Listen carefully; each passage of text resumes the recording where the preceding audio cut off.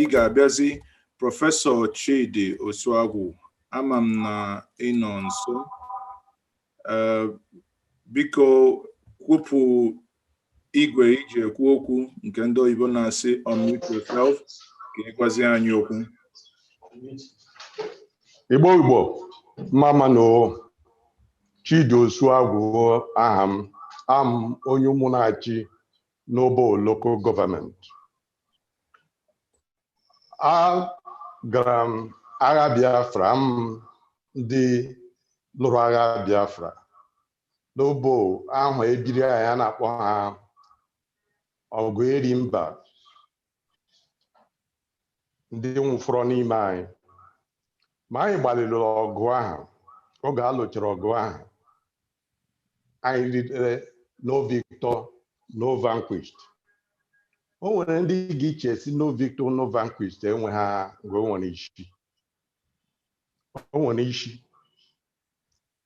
Anyị lụrụ ọgụ ahụ, ya agbagha ma onye ukwu ma onye nta hụ si ọgụ ejuru onye ọbụla ahụ. Asịzie ike agwụrụ onye ọbụla, onye dị na ma la were egbe m laa. Ọ dị mkpa ka ụmụ anyị ghọta no victor, no vanquished. Ihe eji m egbe m laa, ọtụtụ n'ime anyị agaghị ekwesị n'afọ ha egbe ha. Ke m eluri m ya na pit latrine oge m gaghachi skuul. Mechaa laghachi skuul, gaa Amerịka, gụọ biology, chemistry, nwee masters na chemistry, gụọ medicinal chemistry, nwee PhD na biochemistry, ruo na Nigeria. Ma oge na-aga Amerịka, nna m gwara m sị, dede, asị gaa ala bekee ga-amụta ihe bekee mma, asị ha gị ga-apata ụwa ha, ụwa anyị na ha wụ. Nna m onye dibịa, ọ wee ebe m siri mata ihe dị iche na anyị na bekee. Marakwana nso ụwa anyị na bekee awụghị ihe meghere ụwa na-echighere Igbo ike. Ugbu a oge m lọrọ, akụziele m ihe n'ụlọ akwụkwọ dị elu dị iche iche, na Avan, na Futo, na ebe dị iche iche, na-ezumike nka. Ma oge nke a na-eme, etikwere m anya na mmepe obodo anyị. Etiri m aka m president town union anyị. Mechaa bịa wụrụ chairman Ohaneze 2007 to 9. Oge m bụ Ohaneze 2007 to 9, na o nwere otu ihe m mere dị iche. 2008 ụwa niile gbaga egwu maka ọgụ afọ 2010 Things Fall Apart Achebe dere. Ma ndị Igbo na-ele anya, m gaa mitin n'ime obi m sị, Igbo anyị mere gịnị, anyị leghe anya gịnị? Things Fall Apart o nweghị ihe anyị kpọrọ ya. A na-atụ anya sị elekwana ihe ha ga-eme ma bịa were Things Fall Apart lọghachi n'Imo, kpọọ Monsignor Okere, mụ na ya nọ na Wayland Research Academy ebe anyị na-amụ ihe gbasara ọdịmma n'omenala Igbo. Anyị ekwekọrịta anyị ga-eme, ma kpọọ Prọfesọ Nwaala, mụ na ya nọ na Conference of Democratic Scholars. Anyị ekwekọrịta anyị na-eme. Amụghị isi Ohaneze, anyị ebido ndị Igbo Lagos anụ ihe anyị mere sọ ọ dị mma, kpọọ anyị, nye anyị tiketi ụgbọelu, anyị aga Lagos, ihe nye anyị ego, anyị ayụho. Ma kpọọ enyi nwoke a na-akpọ Prọfesọ Ohaneze Emene, ya nọ na Futo, si buko mee ka Achebe wuru onye nkuzi Hejoku lecture 2008. Ihe eme otu aha Imo State Government anaghara anyị ihe a. Anyị eme emume pụrụ iche. Ọ ikpeazụ Achebe lọrọ. Ihe m jiri ya mụta Ohaneze nwere aha karịrị akarị, ma ọ naghị enwechi ike ime ihe o kwesịrị ime. Ihe ndị bekee na-akpa so nwere great brand name, but the content a na-achụ ya achụ. ugbu a nne ya nwe odo abịala n'Ohaneze mee ala anụ ya na Naịjirịa niile anụ ya garuo ebe Amerịka ma o jikwa otu ụkwụ guzoro n'ihi oge ọ bịara ndị nyefere ya ọkwa anụ m sị ọ bụghị ego ahịa ha nyere ya ọ bụghị abọ ahịa ha hiri ya ya na-agbalị dịka onwe ya na-eji nga olu ya ha bọtụ o mere otu ihe ukwu ya nwee aka kpọkọlayọ ndị South na Middle Belt ihe a dị mkpa n'ihi ịhazi Naịjirịa ma emeghị ya anyị agwụla otu anyị dị ọbụna ọdịmma ihe m chọpụtara n'ileba anya na Naịjirịa wụ ndị niile nọ na Naịjirịa ma ndị ugwu Hausa chọrọ ka a hazigere Naịjirịa ma ọ bụ ndị Fulani na-adịghị ala ha nwere na Naịjirịa ga-etuweta ya were ala ndị ọzọ kama ịrịọ ndị ọzọ ma ọ bịakwute anyị anyị ahazie ihe ha na-achọ sọ ha na-eme n'anya ike ha amaghị ha sị ebe ala elu ha alọghị ị naghị eji egbe adada ala ebe aha n'ihi ya apụtala m si ndị Igbo unu nụrụ egwu m si were kpọbata m ha ahụ egwu ndị Haiti ahụ ya Igbo lele Igbo lele Igbo lele ịgala ịntanetị ị ga-ahụ egwu ahụ onye ọbụla chọrọ ịgụ egwu mbụ na Haiti ọ Igbo lele ka ọ na-ebu ụzọ gụsuo ka ihe kpatara ya ihe kpatara ya na-ewu 1879 ndị Haiti gbakọrọ 1891 ndị Haiti gbakọrọ ha ndị ohu ka inwe onwe ha ha si ele ebe otu anyị si eme ihe a ha jụrụ ajụjụ bịa chọpụtasị ndị Igbo burula ihu si ha ga-enwere onwe ha ha ele ndị Igbo chie anyị Igbo Grammon the Great Igbo Nation ịgala ịntanetị ị ga-ahụ ya lee mmụọ na-achị ndị Igbo tụọ ya Grand Igbo Great Igbo ọ mmụọ na-achị anyị tupu Haiti enwere onwe ha ndị Igbo lere ndị isi ojii ha ele ndị bekee mepịa ha ọnụ merie ndị French merie Spain merie British ụgwụ British kpụrụ anyị ọ mmeri emepịa ọnụ na Haiti so ihe m chọrọ ka anyị ghọta ahụ ma Lugard kwuru sị ndị Igbo ndị na-ekpere echi ndị na-arụsi ọrụ ike kama onye nyere anyị ọchịchị n'ihi anyị wee kwe ekwe anama ekwe ọnwụ ha ihe eji anyị n'ala anyị kwe taa sị anyị ga-agbara ha ohu a ga-akpụrụ ha n'aka anyị na ha kpara bọta anyị gaghị ekwe n'ihi ya aga m esi ka anyị mara sị ihe eji anyị n'ala awụ ụwa anyị na bekee awụghị dịka nna m siri kwuo onye Chidi Osuagwu kwuru onye nna m gwara m ichekwa na Ohaneze nọ n'isi Ohaneze otu aha m jiri mee 2008 were uche chefuta otu a ga-eji mee Things Fall Apart emume ya n'Imo ya eze n'ụwa niile Ohaneze ke general emeli ha ọhịa m bịara ime na general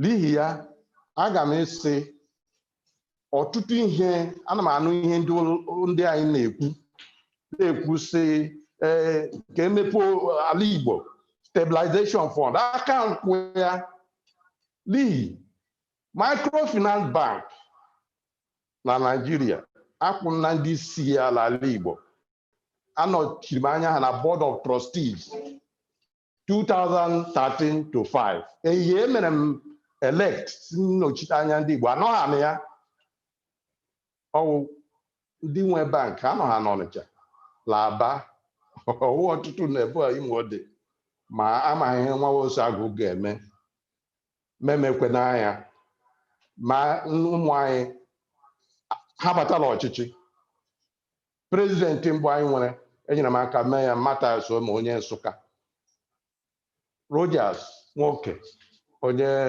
emabịa mewere ebe a ha chiri isi ọnọdụ ihe akpọfụtara na ama apịa aka onye m si ya pụta ọma ihe o mere n'ihi ihe a na-akpọ mentoring onye azụrụ ya azụ ibia eritere m erimeri ọzụzụ n'ala Igbo ọwụ Brigadier Hilary Njoku kpọgara Obasanjo gwa Obasanjo sị m na ha kwuo ihe gbasara otu Naijiria gị mma 1993 ma gwa Obasanjo sị ya gwa federal gọọmenti ka a hazie Naijiria ma ọ bụghị ya Niger Delta ga-ịgba ọkụ.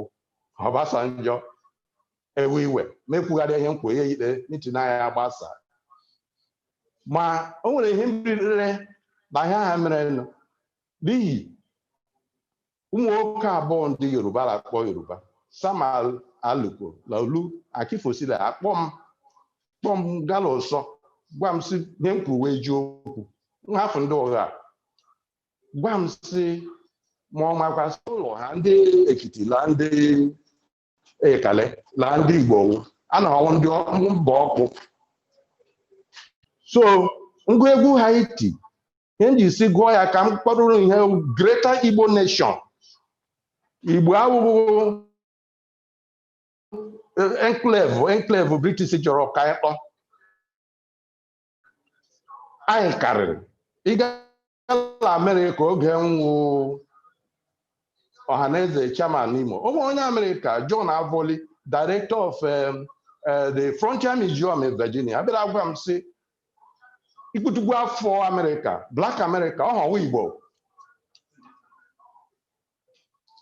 ndị Igbo nọ na Amerịka lawụ ndị ka gara ọhụụ Black America wụ Igbo kweresị ha Igbo Andrew Yon bụ ha DJ akarị ha ndị na-ebu ya ọdụ ma eleghị anya n'ihi ya m gwa Ohaneze President General I work for the Greater Igbo Nation leba anya na ihe onye ofufe kwurula afọ gara aga si ndị Igbo ndị ọkpụ si ndị Igbo ndị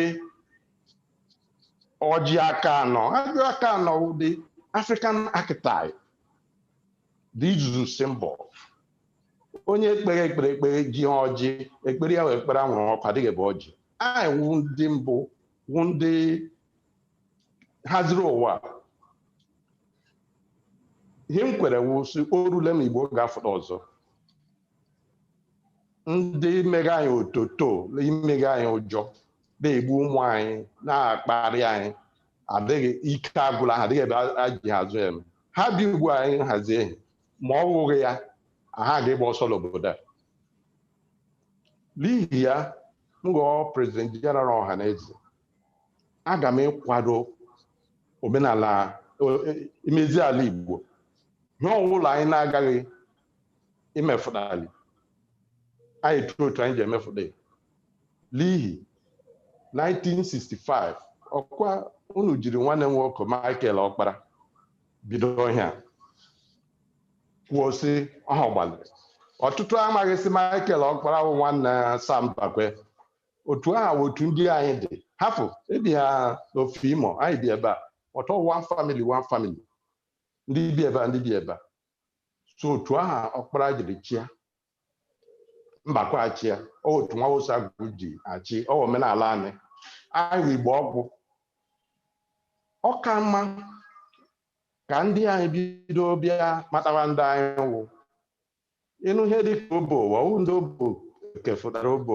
ọwụ ha hiwere obo ọwụ Igbo niile n'ọkpụ ịbịa n'obo ị ga-ahụ ndị Eche ndị Anwụike Abụtụ ị ga-ahụ ndị Owere ndị ebe nna m si ị ga-ahụ ndị Tiede esi ha abịala alakpa etiti bịa hiwe ya ka ha zụọ anyị n'ihi ya agwa ndị anyị dị iche aga m ịghara Igbo ụgha unu jụọ ndị nọ n'Imo Sekretary General ma ọ pụtara mbụ gọọmenti si m bịa ga si kama o nwere ihe m ga-eme ma atadịghị ihe m ga-eme ma ọ bụ ke m mere Igbo n'ihi ya aga m esi nye m Ohaneze meele Ohaneze si n'elu were organizing secretary lee Ohaneze Enugu headquarters link ya to Ohaneze town unions.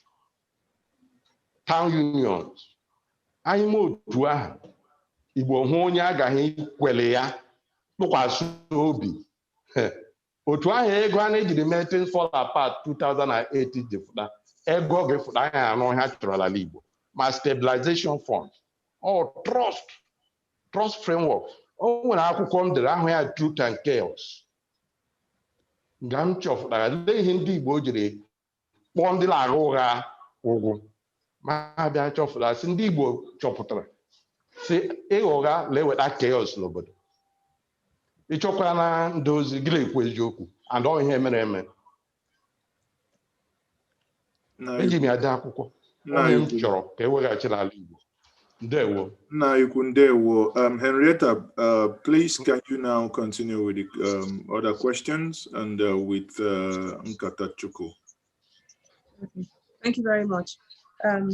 Prof, we welcome you. Ndewo. Ndewo. I'd like you to help us understand exactly, very briefly, what you will do to make Ohaneze more relevant nationally and make Igbo land great.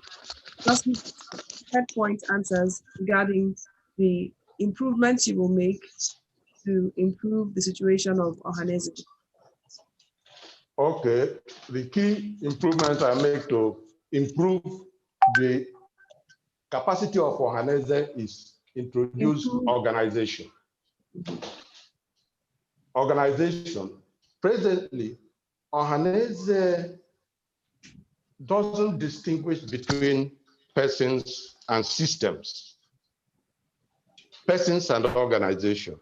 So you have individuals who come forward, way meaning to help the Igbo nation do certain things. But all over the world, the better organized wins. And organization is land. Onye chetara ma Moses biro kpọrọ Israel waba oke ọzara. Ọ maghị otu o ji ahazi ha. Ọ gị awoko Jetro onye Afrịka, black man, kụziri Moses lekwe otu eji create organization out of mass of persons and how to choose leadership. Onye ndu, ọhụghị onye ọchịchị, onye na-ahụ ụzọ, onye ndu. And this is when Israel becomes a true nation, because a nation is organized.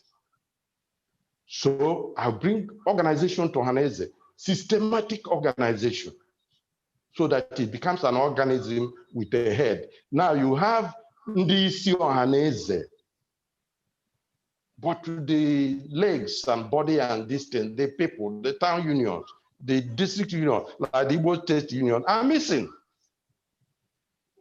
I will put it back. And I move to Ikwondi Igbo, the Alaba International, so the secretariat there, the Mono Adula Hegole Janwe, just go and say Anwe, Haganwe, oh Tibole Jem. Okay. Ma ndị Igbo diaspora, the strongest, the biggest resource base in the Igbo, Black American Igbo. We underrate it. Last year, I sent a lecture to the Council of Igbo States in America conference at Stoughton, Virginia. Gwa ha sị, unu ga ndị isi ojii aka, ehi a matara ha ndị anyị wụ, nwara ndị ha wụ, nwara sa anyị megbu ha ụmụ anyị nke otu ahụ, sa anyị rekpu ha ndị anyị nke otu ahụ, ị ga-ahụ ha bịara matasị ndị achụgbu anyị ebe ahụ ndị rere ha anị across West Africa. Nigeria ga-egbawa ọhịa anyị kwesịrị ime. And the industry, kwesịrị ịmata ihe industry iwu, ọtụtụ ndị ụmụ anyị amaghị ihe emeghe anyị. O nwere ma anyị chọrọ ibido pilot refining na Futo. Anyị chetara ya gwa enyi nwoke nna m ukwu prọfesọ Eji Amine Ikoku Chimere Ikoku adịghị ihe ọ na-agbalị ha ka anyị bido pilot refining. Chọpụtasị enwere iwu na Nigeria na-akwụsị adịghị onye even to teach students refining. That was illegal. That was illegal. Ejika Gakuru, the late General Moma, who was Science and Technology Minister then, Gabwe Asahachoro, Moma Nelia Konyara, Gajoni Chiwe Tejika onye Nugu, Professor Jikono. Now, ọtụtụ ihe anyị na-eyuzu n'ala Igbo ugbu a plastic. Plastic bụ ancient science. Ọkwa ngwara agụrụ m chemistry to high level. Elee the plastic isi. Plastic bụ gaasị juru n'ala Igbo la uburu salt. Salt dị n'uburu Ebonyi steeti. A refine anya enwe chlorine. React here with all kinds of gas. You get all kinds of plastic. Why are we importing plastic from the land when have gas, when have salt? This is the problem we have, and it is the problem of the contrived structure of Nigeria, because it's deliberate design to exclude and contain the Igbo, or not the ports and so on can close. Okay. On here to contain the Igbo. Containment ya agbaliela ha container ha na-achị bust. Ọhịa ụmụ anyị ji na-aga ngharị wele eme ihe eme ka ma ọpara akpa ha agwa ara anaghị alụ ya nwaanyị. Unu ga-ahụ ihe ndị Luanaja Congress dere si Nigeria force majeure. Ahụ Chidi Osuagwu dị ya ụmụ anyị weda ma sign. N'ihi ndị wefụrụ Amerịka ya wụ ndị were signature ha gbaa lukwu akwụkwọ. Nke m na-adị ya n'ihi ama m si ihe ọjọọ mere. Ala ebe ele ndị chọfụtara amamihe n'ụwa bụ ime anyị ka anyị hụ ndị gaghị n'ụzọ. Adịghị ụzọ anyị gaghị. Ha awala anyị. Mbịa n'Ohaneze agaghazigharị Nigeria. Onweghị ndị ga-esi mba si pụta jelon si elu tilala si British be ka otu a ga-eji mee nga eliri alọm. But ama gwakwa ụmụ anyị o si oge Ojukwu mere 70 years ami nyere birthday lecture ya. N'ihi Ojukwu kwuru si m ghọtara ihe Biafra wụ geography. 1967-70 we were confined in an enclave to destroy us, to stop Pan-Africanism, which the Igbo invented and named. Without the Igbo are not blinding. Houghton. Those are the people that named the word Ethiopianism, which is now called Pan-Africanism. We are with it. We will not stop. We will keep fighting until the black race is free and lead the world, because the world that are harassing us, persecuting us, is because they really don't have a world view for organizing the world. Ma onye dị nga eji egbe agaghị emekwa otu anya la agala ihu ọzọ. Ndewo. Ndewo. Nkata people, so you'd like to ask questions. Ndewo. Ndewo, Prof.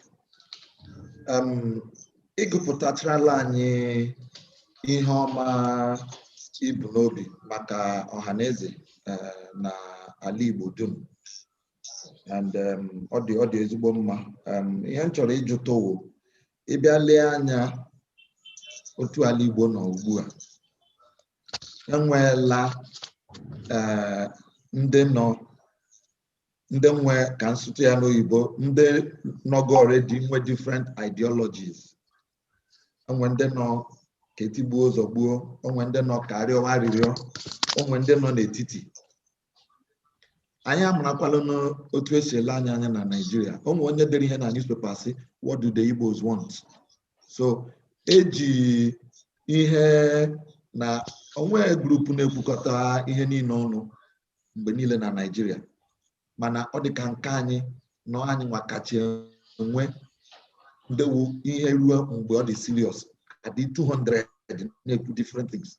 Anya marapolalo na ebidola also 2023, even right now.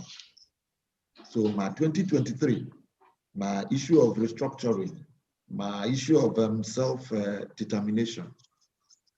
People are bawala different sides, depending on ihonye nacho, ihonye petrania.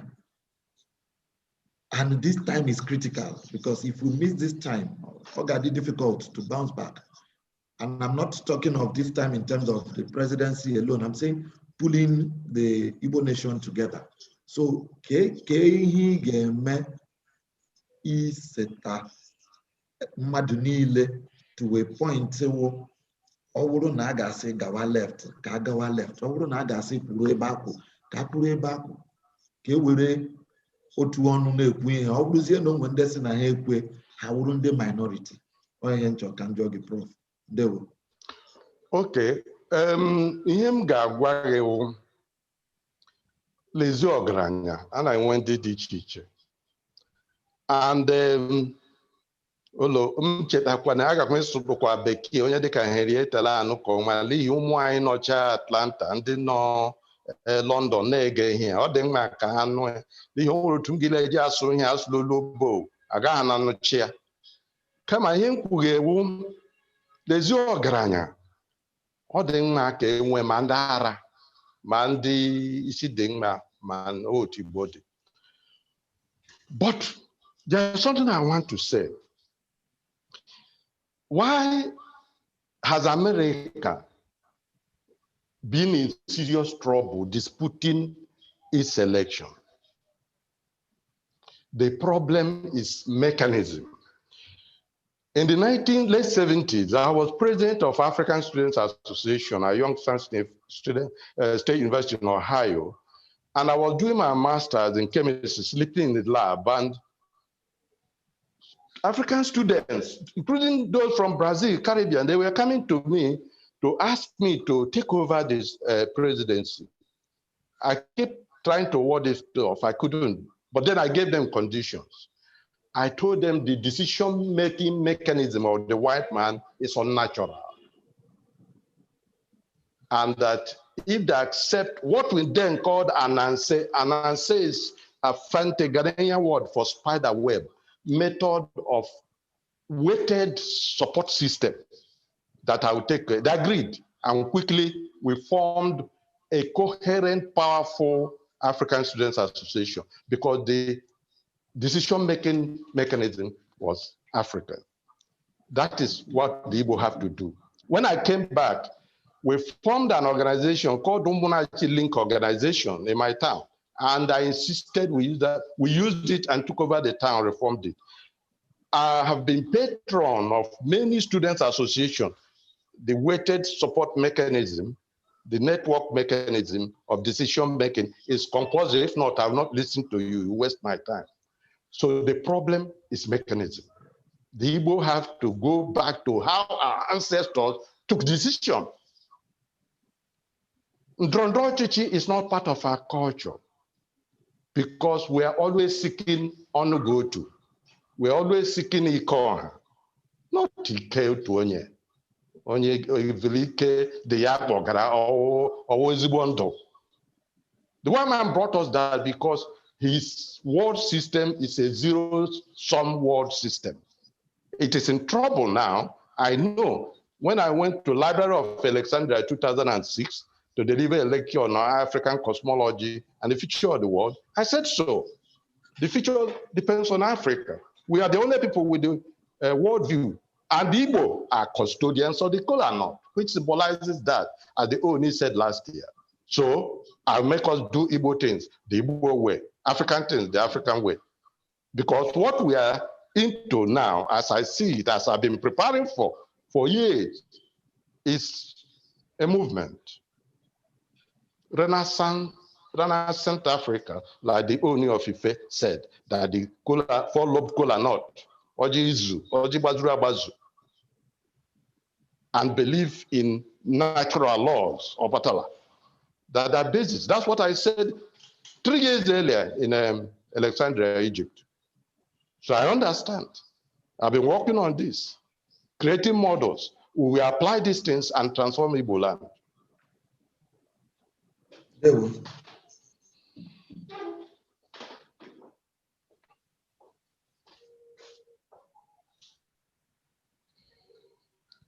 Back to you, Henrietta. Right. Thank you so much. Ndewo, sir. So there's some hands up in the audience, so let's give them a chance. Mr. Okenwa Oko would like to ask a question.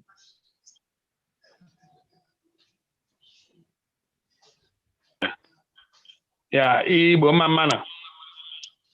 Ndewo. Prof, biko. Emma, I know a lot of things about consensus in this enterprise of the forthcoming election. My question to you, in the meeting, I may agree. If so, could the reality on the ground with regards to this consensus candidacy? Okay. I was not in the meeting. There was a committee set up to look into that. We have invited to submit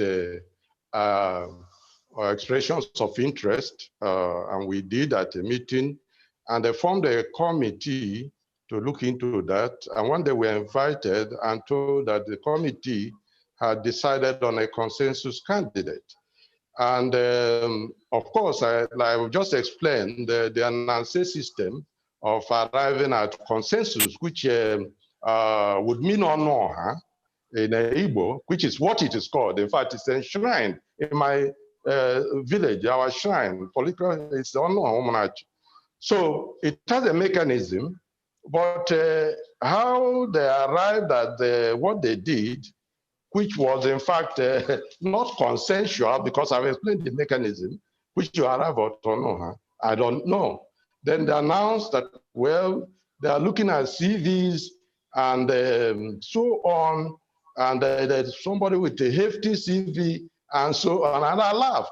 Because when I did my PhD at University of Port Harcourt, I wrote a thesis of 100 type pages at that time. And they said it was too small for a PhD. But finally, they got an extra examiner, a top rank guy, who came and told them that the equations, that they should consider each equation 5 pages. And by the time they finish, they will have too many PhDs, for the paper. So you see that some people have served brilliantly in failed systems, so that, such as the Nigerian state, is a contradiction. And I was looking at the people making this announcement, and I can appreciate where their businesses are not thriving. And I wouldn't make decisions that way. And I looked at them. I didn't know what to tell them, because I would tell them the truth, and most of them might have stroke, and they said I said. So there was no consensus, because consensus has a mechanism. It's well developed in Igbo culture. It is just a group of people who are used to doing that, who don't realize that our youth have been shot at Lekki, at Obibo, and so on, for wishing for a better society. And they act as if nothing is going on. Okay, because if the moderator doesn't mind, my follow-up question was on the political leadership in the Igbo enclave. If you look at the governors and the political leaders, by any standard, how are people who should be called Igbo leaders? Because of the lack of conscience and seriousness on their part. I know that Ohaneze as an entity might be apolitical, but by the same token, I would like to know if, by the grace of God, you become the president, what can we do to change this narrative and be able to position serious people in the Igbo leadership for our ultimate liberation? You see, Prof, like Prof, I've Biko, said, Prof, just to chip in something, because of the Kawuliri Akelu, let's just do a round of one question per person, and then if there is time, I'm sure the moderator would allow us to take another round. Biko, go round honor. Thank you. Okay. You see, there have been men who have lamented the crisis, the death of leadership in Igbo land and died. I know some of them. I know Brigadier Njoko I've mentioned, who sent me to Obasanjo in 1993 to discuss Eastern Nigeria. And I discussed honestly with Obasanjo. If Obasanjo, and he does remember Chidi Osuagwu, I'm not the kind of person you meet and fail to remember. If he, as he talks of Fulanization and Islamization today, he will remember what I told him. Now, Chimeri Koku Prophecy Koku took me to Buhari and told him that if he wanted the then PTF to succeed in the Southeast zone, he should put Chidi Osuagwu in the middle of it. Well, that didn't happen because PTF was run by a Fulani organization called the Africa Projects Consortium, from which the Igbo were shut out. How do I know? At the end of that project cycle, we spent 4 days at Zodiac Hotel and calculated what in Naira actually executed PTF projects, converted it to percentages. Southeast has had 5%.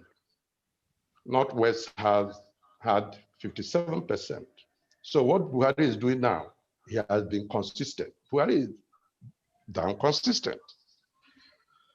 And also, these are people who we are looking to move a new generation of leaders.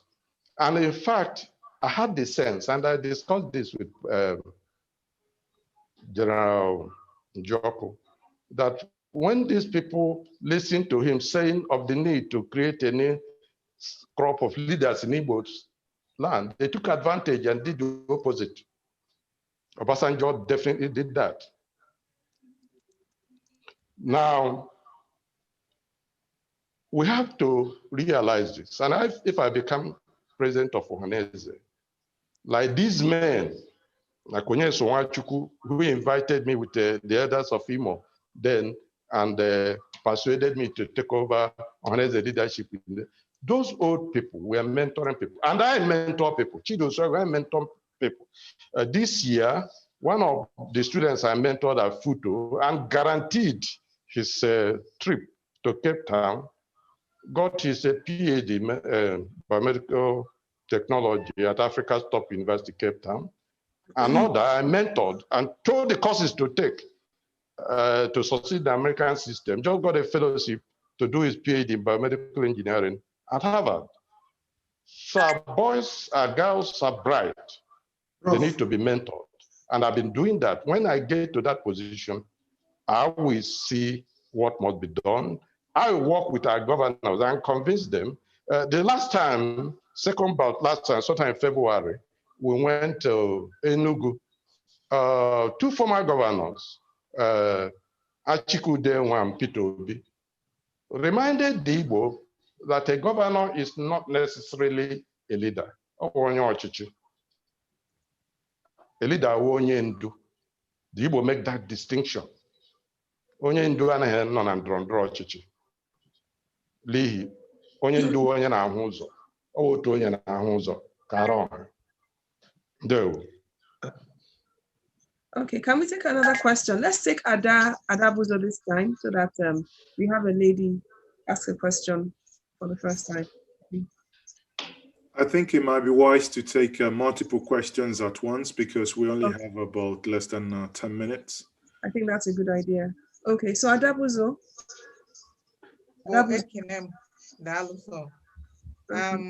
Onye isi anyị na-akpọ Chidi Ekene gị sa Ndewo no Adabuz. Ndewo.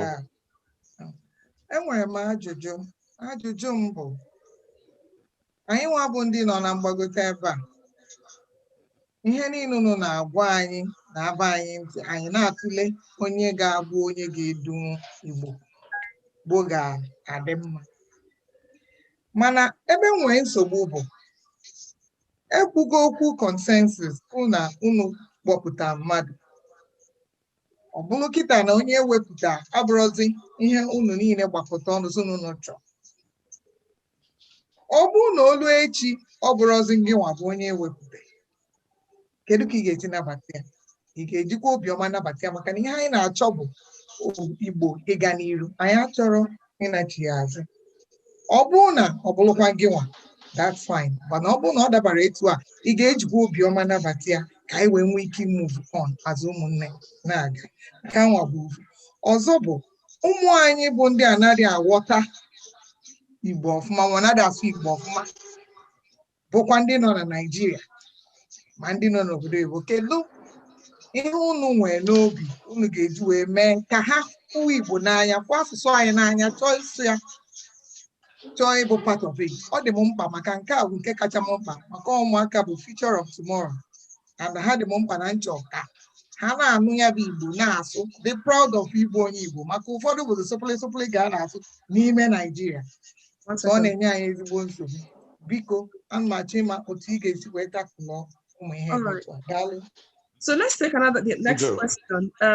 Maybe from Hillary Agbo. Hillary Agbo, please ask your question. We'll take 3 questions at the end. Biko Maazị Dr. Osuagwu, ekelere m nke ukwuu. Nke izizi bụ na ịsụrụ Igbo sumie ya sumi. Ịchọkwa ịsụ Oyibo ịsụ ya ọfụma. Mana ihe m na-ekwu bụ ile anya agaghị m ajụ ajụjụ ajụbụgo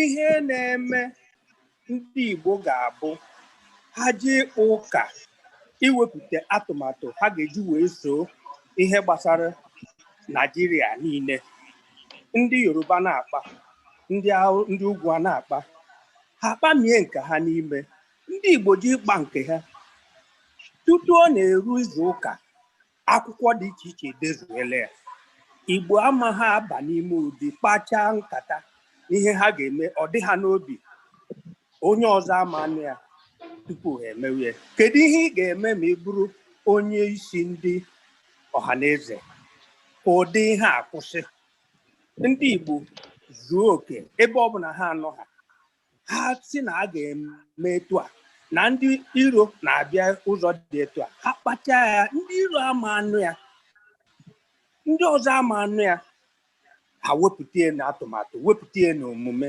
ọ ihe dị mkpa. Nke ọzọ m ga-ekwu ozugbo bụ na ịsụ Igbo bụ na ndị Igbo na ụmụaka nere anya na adụchara anya ebe ọ bụla ị gosiri wenye aka n'Igbo onye Igbo emegbue gị ya bụ na a ga-eme ihe dị iche ka edughachita ndị mmadụ ihe na-aga n'ala Igbo ka obi sie ụmụ Igbo ike ha sụba Igbo ama na onwe ha aka ga-atọ ha ọgwụ m n'ọnụ. Ndewo. Let's take Jerry. Now, Prof, we'll take all the questions together because we don't have too much time. So let's take Jerry and then Obina and then Mr. Ben Ezenta. So that we can... excuse me, maybe I should just take 3. Maybe I should just take 3 so that you said 3, I've taken 3. Let me answer them. You won't have time to answer the others. Wouldn't it be better for you to hear what everybody has to say and then combine the answers? Because we're running out of time. So let's just hear what they have to say. Some questions overlap, so that way it's easier to just understand what everybody's concerns are. Okay, so Jerry, very quickly, please. You're muted, Jerry. You're muted. Ndị Igbo mma mmanụ. Ana m ekele Professor Osuagwu. Since he bidoro interview anụ ha na-eme, egego m ntị ndị na-esi na ha bụ President General.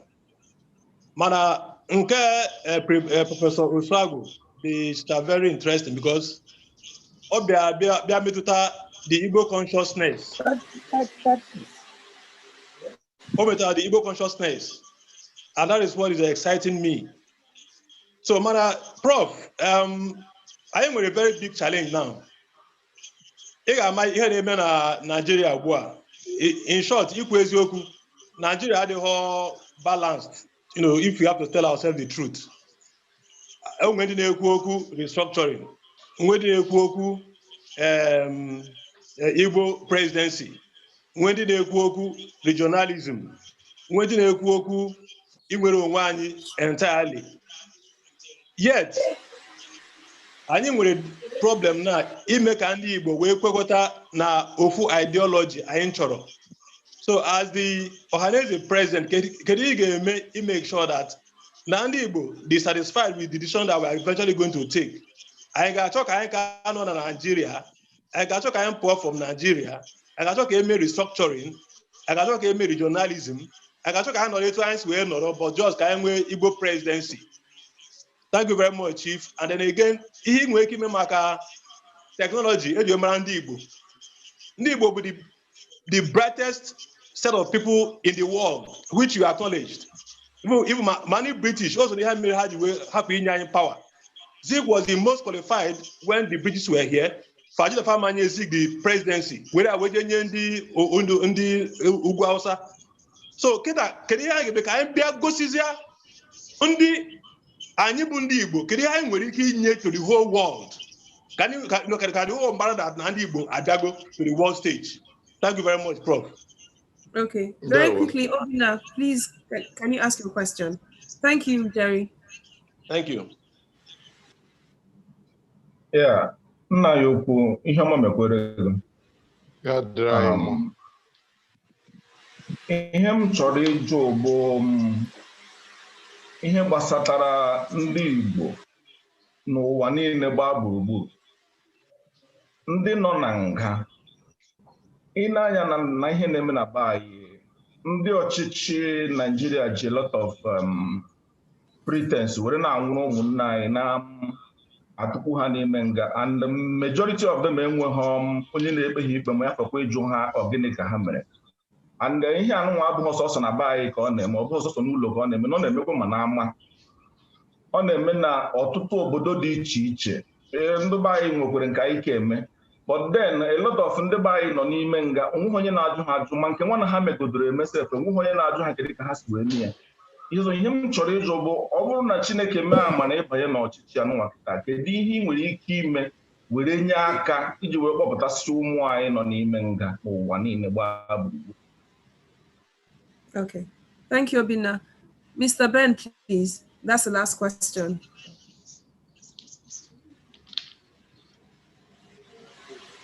Hello. Ndewo no Prof ekene na m gị. Ajụjụ m ga-aja ka njọkwa ga-ajụ na ajụjụ a ndị ọzọ bịara ebe a. Nke mbụ bụ na n'ala Igbo ugbu otu ihe si na-aga. Enwere ụmụ okorobịa bịa wepụta ihe a kpọrọ security network. And kemgbe elewere anya ka enwekwa ndị na-echegide obodo, a na-egbu ụmụ ndị nke anyị, ha gaa ubi egbuo ha, ụmụ nwaanyị anyị ga-agba ha, ma ndị nne ma ndị ụmụ agbọghọ. Kedu ebe ịkwụ maka ihe ichekwa obodo? Nke so ya bụ na akwụkwọ ya depụtara ihe ala Igbo stabilization fund. Ebe ka ịkwụ, kedu ihe ị ga-eme iji eme ka ihe ahụ gaa n'ihu? Ndewo. Okay. Ka m bido n'isi zara abịawa. Nke onye consensus, ịma ekwuru m sị enwe ha consensus, sị nwee ọnụ ọha. Aga m ikwe n'ọnụ ọha. But o nwere ihe mere afọ ole gara aga na Ohaneze kwa. M na-agwa ndị politicians ihe ha hapụrụ ndị na-awụ party people. Anyị niile wụ politician, but o nwere ndị wụ partisan politicians. Ha ekwesịghị itighi aka na Ohaneze, dịka unu hụrụ ihe mere n'etiti Ohaneze na Secretary General na President General na oge na-etebe anya karịa.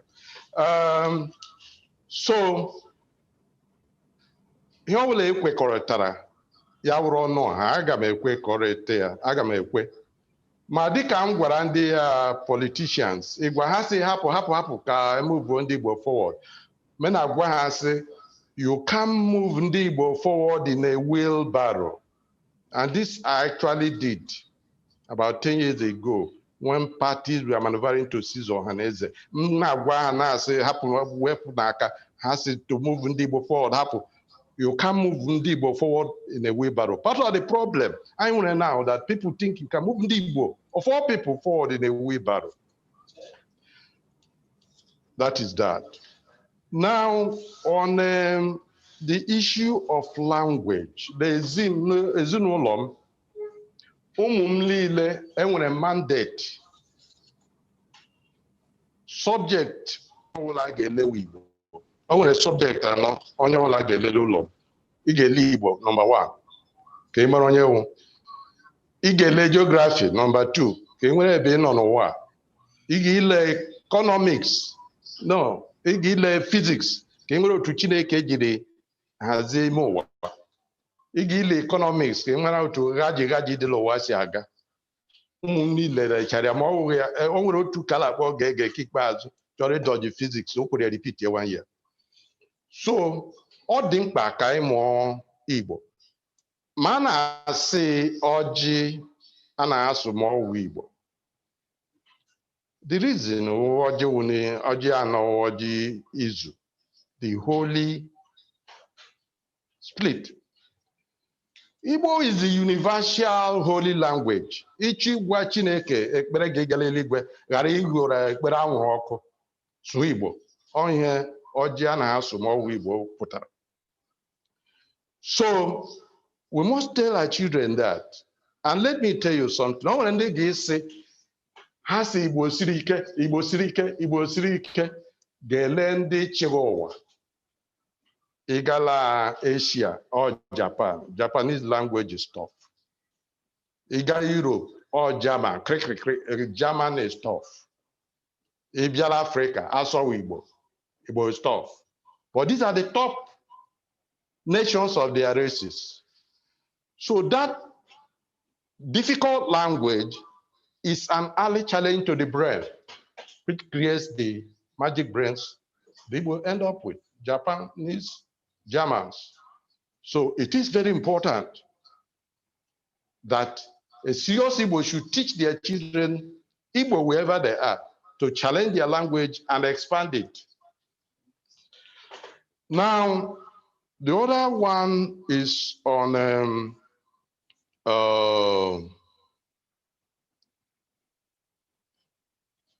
the Igbo spirit. I think it had to do with the language. The other one is the imbalance in Nigeria, the presidency, and so on. The summary is that the Igbo want freedom,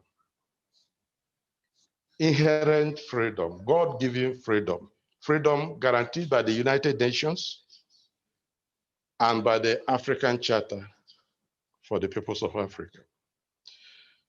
We live in a kind of state called the Berlin state. And people are married that state in Germany, in England, in Japan. It's not the kind of state we have. Those are nation states for the securement or security of the welfare and goodwill of their people, well-being of their people. But the Berlin state created after the Berlin Conference in 1885, such as Nigeria, was designed to destroy the African nations. And that's exactly what they've been doing. So we have to confront that fact. It's not personal, it's reality, and end it. But we have to remember all the time that we are Igbo Grammon. We are the great Igbo nation, leader of the black race. We are mandated to lead our people. We should lead our people as we go forward. Now, the other question is about what to do about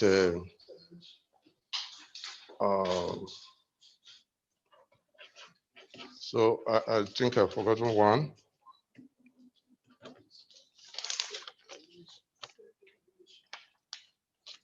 Well, again, like I've said, self-determination is inherent right in the international system now, so that nobody can deny the Igbo that. And if you see anybody trying to deny the African people that, he's not a real African. So Nigeria, if we restructure Nigeria in such a way like in 1966 Constitution, with the right to bear arms, the Second Amendment of the United States, we copied the US Constitution, but we didn't copy the Second Amendment. They discovered free people need to be armed to secure their freedom. We will have to do that. That's why what the Aburi Accord wanted to add to the 1963 Constitution. We should do that, but if we agree, everybody thinks it is to attest, O Israel, then so be it. But nobody should claim the right to parasitize on others, which is what has been going on for a very long time. That's not an inherent right. And now, the Igbo people who have got into the habit of killing in the Igbo, thinking for sport,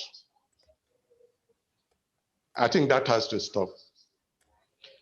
We are Africa's greatest people. That is official. It's mandated in online.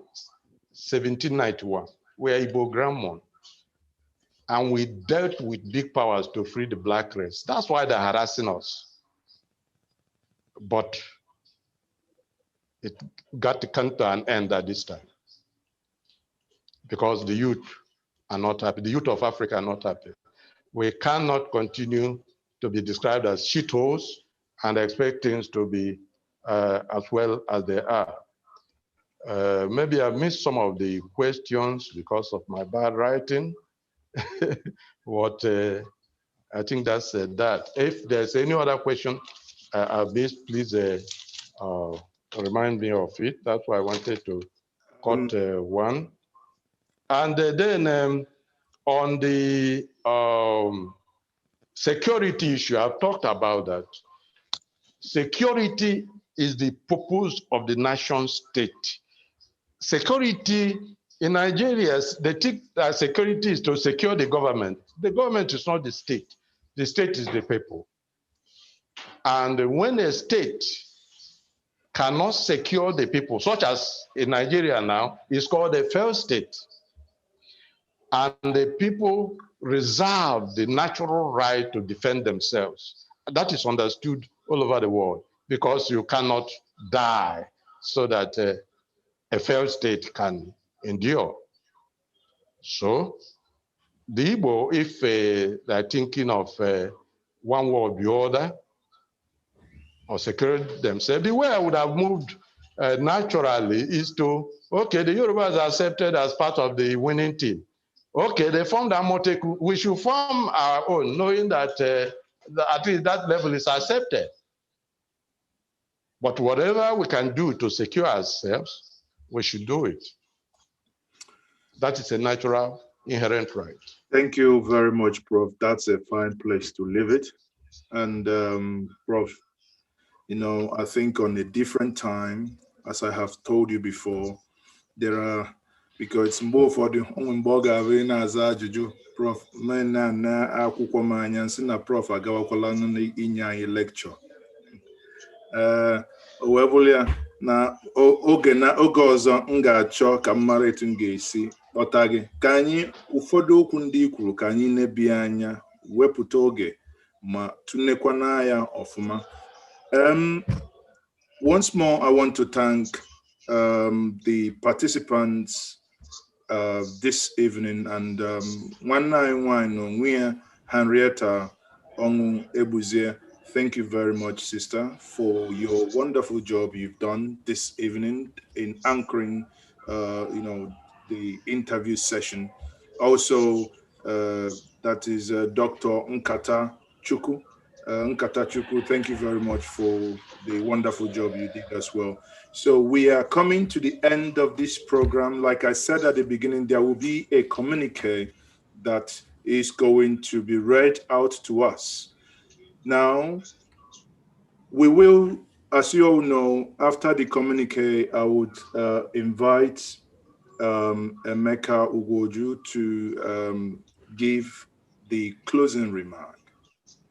Now, the communique. And this is a communique of the 2020 Ndibo World Webinar Town Hall Meeting themed Ọganihu Ala Igbo, Olugo na Omume. Following the presentation of the communique of the 2020 Igbo conference titled Ohaneze, Yesterday, Today, and Tomorrow, and the subsequent demand by many Ndibo for an actionable roadmap, a global webinar town hall meeting involving major Igbo stakeholders at home and in the diaspora held on Sunday, 12th December 2020. Ndibo came together, they deliberated, resolved, and affirmed the following. 1.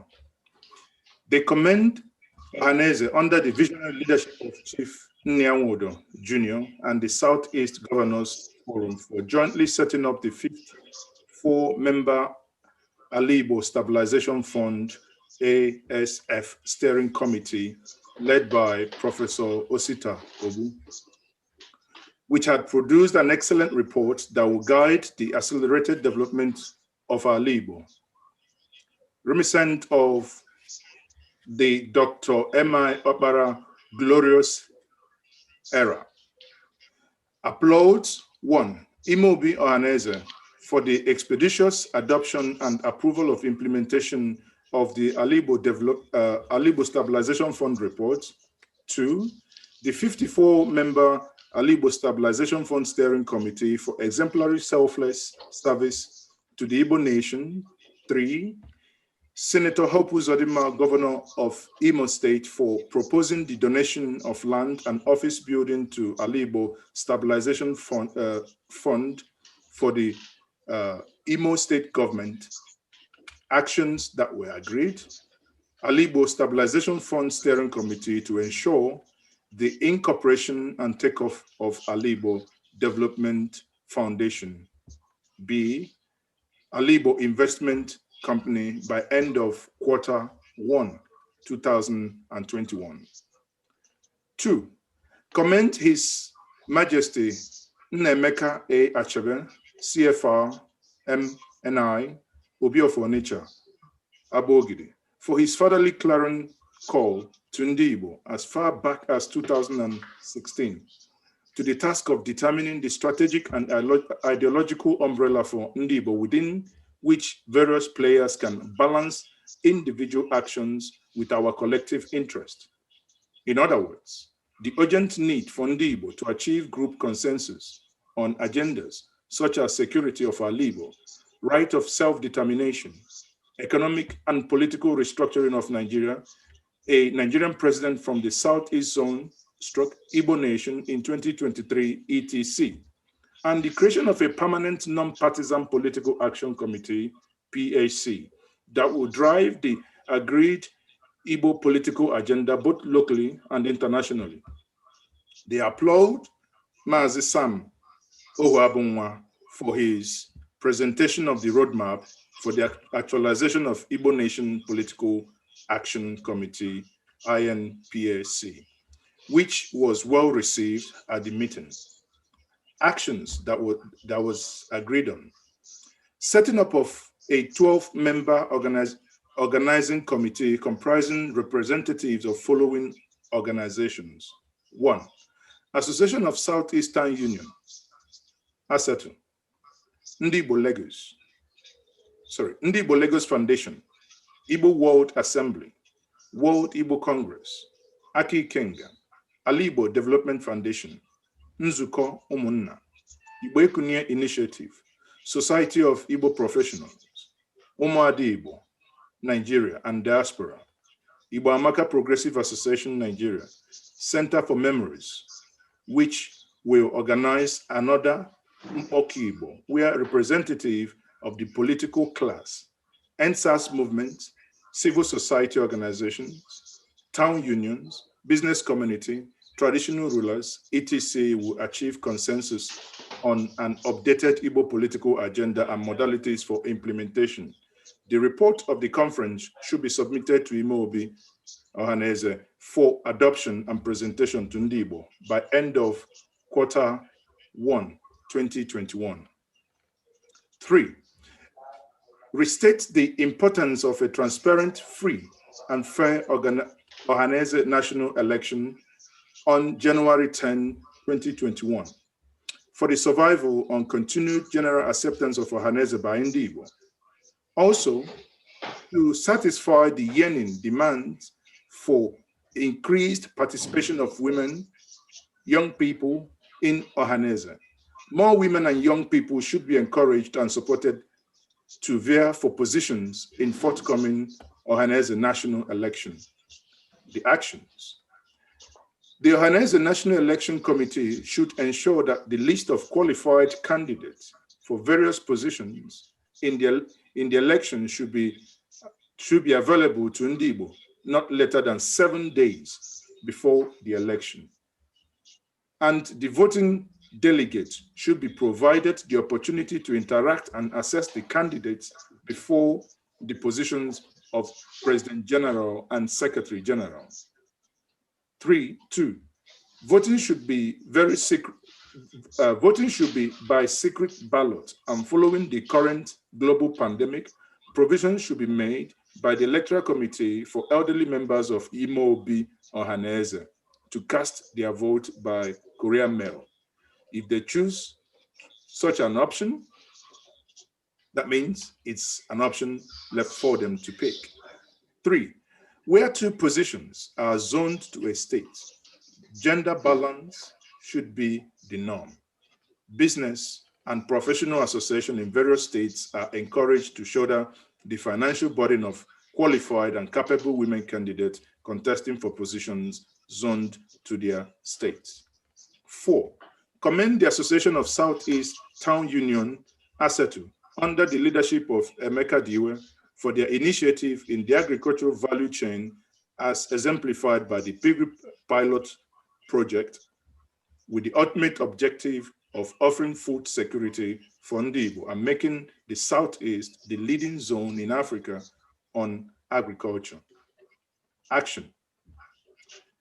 The ASATU Agricultural Initiative and similar ones should be on priority list of projects to be supported by Ndibo Development Foundation and Alibo Investment Company.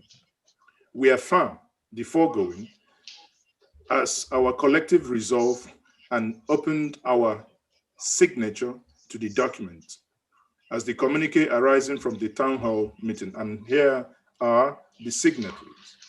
1, Chief Simon Okeke Ochendo Amici. Lolo Kate Ezofon, President General Umuada Nigeria and Diaspora.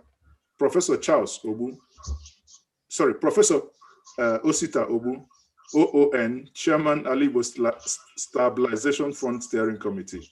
Mazi Sam Ohuabunwa, OFR, President, Pharmaceutical Society of Nigeria. Major General Obi Umahi, retired, President General Ndibo, Lagos Foundation. Chief Emeka Diwe, National President, Association of Southeast Town Unions, ASETU.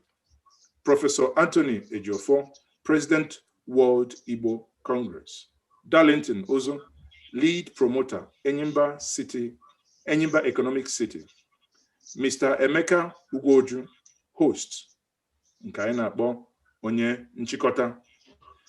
Na onye nke ikpeazụ bụzi mụnwa na onwe m bụ onye haziri mbọsị ahụ bụ Maazị Tochukwu Ezeoke. Ụmụnne m ọbụgo ka o si dị, m ga-eji ohere a wee sị unu anụgo ka esi wee gụọ, unu anụgo ihe ndị Igbo bịakọta ọnụ wee kwekọrịta na ya bụ webinar eme n'izuụka gara aga. M ga-ejizi ohere a ka m nhanye Emeka Ugoju ka ọ gwazie anyị okwu mmechi. Ndị be anyị daalụ nọ, ekene m unu. Prọfesọ Chidi Osuagwu na Chuks Ibegbu. Daalụ nọ. Anwụchilo. Daalụ Prof. Ikwu tata. Fa bụ ndị ikpeazụ n'ebe anyị bidoro mbọsị Mọnde ka amara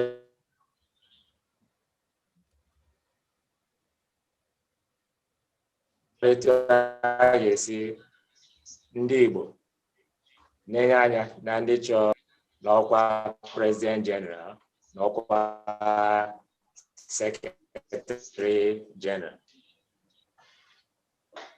Ka ndị chọkwa echi anaba ga-afụ from ajụjụ a na-ajụ chọọ ka faje tinyekwa ebe anyị zijere bụ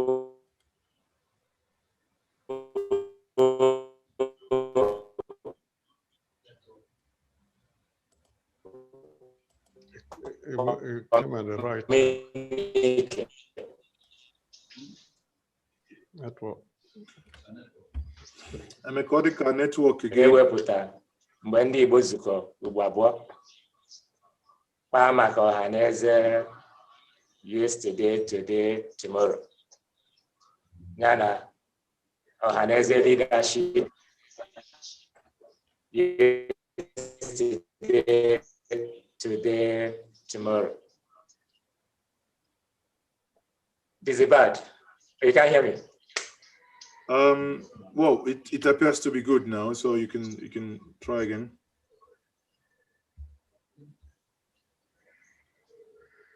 You can't hear me?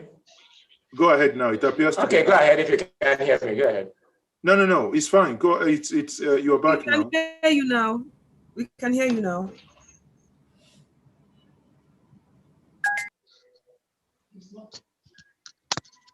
You can hear me now? Okay. I wonder what's going on. I can hear you very well. Maazị Mebe Nkwusi, but that's in isiokwu bụ ka ndị na-achị echi n'Ohaneze gwa anyị okwu anyị amalụkwa ma ndị ga-achị nwe anyị fa na onwe fa anụkwa ife ndị fa na-achị echi kọmunike agụ a ga maka ife gbasa elekshọn ma etu anyị si tinye a si n'olugo n'omume ama enwe ezigbo elekshọn ọ bụrụ na anyị niile anọrụ n'ụlọ na-eche ka a kpọọ rizọt anyị ncha ga-etinye aka ma ndị na-azọ azọ ma ndị ga-eje tụnye akwụkwọ gbaa mbọ na ndị ga-apụta bụ ndị ma ife a na-ekwu ka emaghị ọkpara maka onwe ka anyị sizi eme ọ dịka amarazi etu esi eme mgbe mbụ ndị mmadụ ga na-ajụ kee ka eme anyị ọkpara si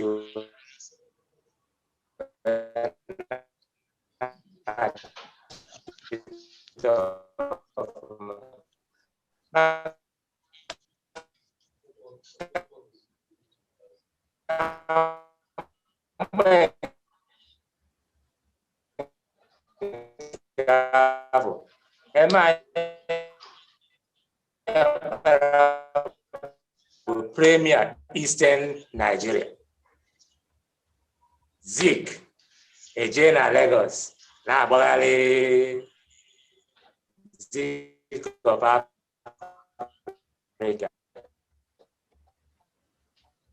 na-eme nke ọ na-eme abịazịa kịta ndị na-achị Ohaneze a na-emezi ka Zik of Africa rapụzi ọrụ ọfala Igbo achụzi nta politiks achọ na-achịkọsị ndị gọvanọ niile biko nụ olugo na omume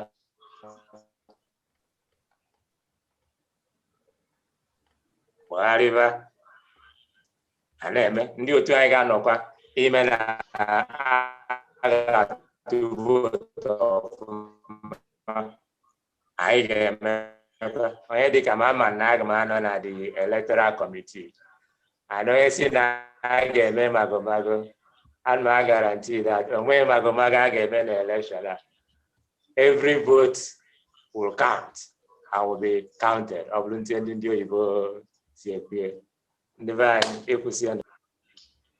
Thank you very much, nwanne m nwoke udo dịrị gị. Na asị na chijie n'ụka ara atụzila enu, biko Prof, m ga-akpọchighata gị ka ị were 30 seconds ka ị kenezie ọhaneze na anyị na-abịazi na mmechi. Ọ bụrụ na ịkwụsịa ya ka Chuks ibe egbu werekwuo 30 seconds kpochie okwu. Thank you. Ohaneze mmanụ, ana m ekele unu dịka unu si gee ntị, na-asịkwa unu ka unu na-echeta ụmụnne anyị ndị kwafuru ọbara ha ma n'obi Igbo ma na n'Imbo ma maka ndụ nke anyị ka ha ghara ịnwụ n'efu. Ọ ga-adịrị Igbo ma n'ihi anyị ndị ọkpụ, ndị amamihe, ndị udo, ndị na-ajụ ogu. Ya dịrị anyị mma. Ndewo no. Ndewo. Chuks ibe egbu na ọkanọkwa ya Chuks. Okay, ọ dị nka ọ nọzighị ya. Ọhaneze na-ege m ntị, na-ege anyị ntị, biko nụ anyị ga-eji ohere a wee wetazie ihe nke anyị na-eme na mgbede a, anyị ga-eweta ya n'isi njedebe. Anyị unu egbuna m. Ihe ọzọ ga-emezinụ bụ na dịka anyị si kwu mgbe a gụpụtara ihe agụrụ agụ, election ga-abụ na 10th of January. Chukwu mee ebere, sọsọ ihe anyị na-ayọ bụ dịka Emeka si wee kwu, ka ndị a ga-ahọpụta ịlụ ọlụ a ka ha bụrụ ndị ga-eji egwu Chukwu wee lụọ ya, na enweghị ihe a ga-eme ka akọ akụkọ ka a sị na eji magomago na magomago batara n'ihe a na-eme. Onye ọbụla otu izu ụka ka anyị na-afụ akpa ya bụ nkata. Ihe o gosi na ndị niile bịagolu nkata bụ ndị bịalụ sekretari jeneral, bụ ndị na-achọkwa nwekwa ndị chọlụ prezident jeneral. Onye ọbụla n'ime ha zuru oke ịrọpụta ịbịa nọzite anya ndị Igbo ọ ịbụ onye a ga-arọpụtanwu ka ọ chịa ọhaneze. Aziza otu aka na-asị ndị niile ga-abụ delegate, unu afụla na anyị nwa bụ ụmụnne unu anyị etiga aka, maka na ka esi atụ ya n'ilu na asị na ọgba mgbada gbasie egwu bụ ike, ịma na ife ọ mụtara na egwu ọgwụgwọ. Anyị nwa na onwe anyị etigokwana ya bụ aka sela aka, anyị etigokwana ya bụ ọkpọ sela aka. Unu ga-ejizi ilu unu gụọ eze unu ọnụ wee malụ ndị niile a okwu niile isi mkparịta ụka niile a kparịta, kedu onye ọ dị unu ka ya nwa bụ onye ga-abụ ndị Igbo nye ya ọchịchị ka ọ bụrụ onye isi ọhaneze, na anyị ncha niile ga-eje naba ụla malụ na ọ bụrụ na anyị nye ya nkwado n'Igbo ga-akali otu ọ dị tata. Ụmụnne m, ana m asị ka chi jiri eji, uhuruchi a duba anyị niile. On that note, I will say thank you very much once more for joining us this evening. Thank you for your time. Thank you. I want you, Lord.